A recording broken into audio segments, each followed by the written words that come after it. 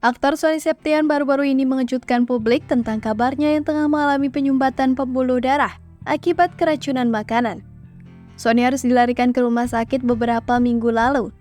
Kejadian itu berlangsung setelah Sony mengonsumsi makanan laut yang diduga tidak dimasak dengan sempurna.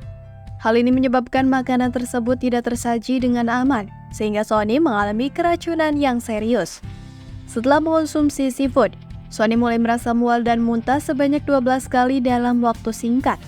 Awalnya ia tidak segera dibawa ke rumah sakit dan hanya dirawat di rumah.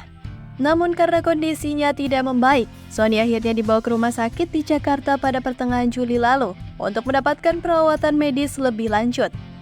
Menurut penuturan istrinya Fairuza Rafiq, kemungkinan besar keracunan tersebut disebabkan oleh makanan laut yang tidak dimasak dengan baik. Fairuz mengungkapkan setelah makan seafood, Sony mengalami muntah-muntah yang terus-menerus. Pada saat itu, suaminya belum dibawa ke rumah sakit. Sementara itu, dokter yang menangani Sony pun menduga bahwa penyebab keracunan ini adalah adanya bakteri atau toksin dalam makanan laut yang sang aktor Sony Septian konsumsi. Selama Sony mendapat perawatan di rumah sakit, Fairuz selalu mendampingi dan memberikan informasi terkini mengenai kondisi suaminya melalui media sosial miliknya. Meski sempat mengalami kemajuan soal kesehatannya, namun Sony kemudian mengalami sakit kepala yang parah. Dokter kemudian melakukan pemeriksaan lanjutan, termasuk MRI dan MRI yang mengungkapkan adanya penyumbatan pada pembuluh darah di otak Sony.